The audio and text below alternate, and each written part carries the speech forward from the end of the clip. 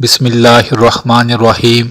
मेरे भाई और बहनों, सूरह यासीन अल्लाह रब्बुल आलमीन को कितनी पसंद है, इस बात का अंदाज़ा इससे लगाइए कि इस सूरत को कुरान अजीम का दिल कहा गया है। अल्लाह अकबर। मेरे भाई और बहनों, सूरह यासीन के लफ्ज़ लफ्ज़ में अल्लाह ताला ने बड़ा असर और बड़ी ताकत रखी है।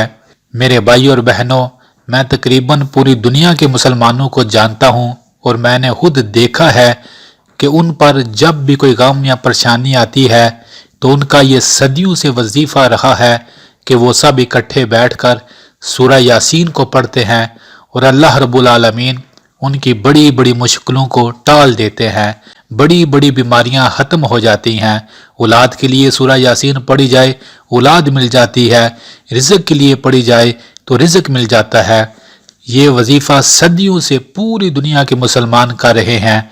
अगर आपकी भी कोई हाजत है, कोई दुआ है, कोई ख्वाहिश है, तो आप खुद बैठकर या सारे घर वाले बैठकर, ये सबसे बेहतर है, सूरह यासीन को बड़े आराम सुकून के साथ जितनी बार हो सके पढ़ें और उसके बाद सब मिलकर अल्लाह की बारगाह में दुआ करें।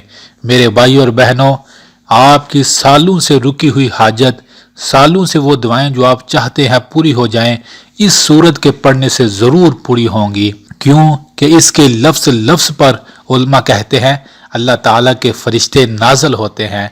तो सूरह यासीन को सब मिलकर पढ़ें। पूरी उम्मत सदियों से पढ़ रही है, उनके गम ख़त्म हो रहे हैं, आपके भी ख़त्म होंगे। इस वजीफ़े को कर लीजिएगा, ज़िंदगी बड़ी आसानी से और बड़ी खुशियों के साथ गुजरेगी और जो मांगेंगे अल्लाह आपको अता कर देगा। उन सब लोगों के लिए ख़ास दुआ है जो कमेंट्स में दुआ का कहते हैं और जो भाई और बहन नहीं भी कहते, उन सब के लिए भी ख़ास दिल से दुआ है, अल्लाह हम सब के गमों को दूर फरमा दे। आमीन।